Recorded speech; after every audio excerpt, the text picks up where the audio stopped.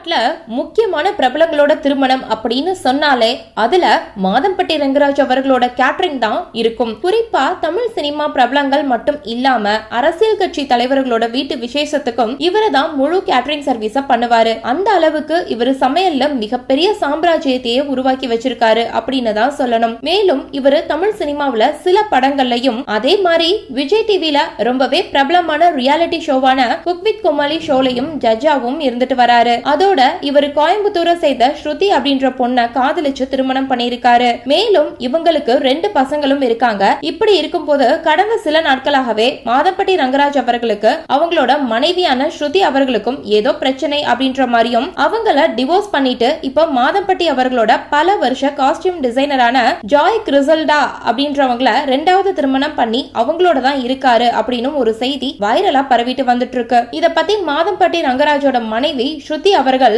நான் தான் ரங்கராஜ் அவர்களோட மனைவி, மாதம்பட்டி என் கூட தான் இருக்காரு அப்படின்ற மாதிரி ரீசெண்டா அவங்களோட போஸ்ட்ல ரசிகர்கள் கிட்ட சொல்லியிருக்காங்க. அதே சமயத்துல இன்னொரு பக்கம் ஜாய் கிறிசல்டா மாதம்பட்டி ரங்கராஜ் அவர்களோட சேர்ந்து எடுத்துக்கிட்ட சில போட்டோவை போட்டு இவரை எனக்கு ரொம்ப பிடிக்கும், என்னை எப்படி ஹாப்பியா வச்சுக்கணும், என்னோட சிரிப்பை எப்படி கொண்டு வரணும்னு மாதம்பட்டிக்கு தான் நல்லா தெரியும் அப்படின்ற மாதிரி சில விஷயங்களை சொல்லியிருக்காங்க.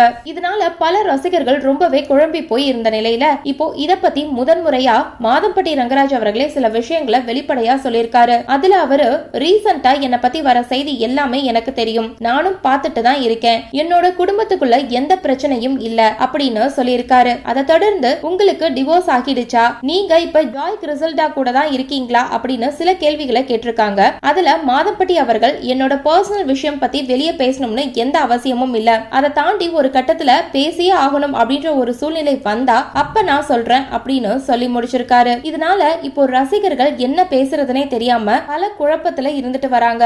சோ இந்த வீடியோவை பார்த்துட்டு இருக்க நீங்க மாதம்பட்டி ரங்கராஜ் சொல்லியிருக்க இந்த விஷயத்தை பத்தி நீங்க என்ன நினைக்கிறீங்க அப்படின்னு உங்களுடைய கருத்துக்களை கீழே உள்ள கமெண்ட் செக்ஷன்ல ஷேர் பண்ணுங்க. மேலும் இது போன்ற பல முக்கியமான செய்திகளை தெரிஞ்சுக்க நம்ம சேனலை மறக்காம சப்ஸ்கிரைப் பண்ணுங்க.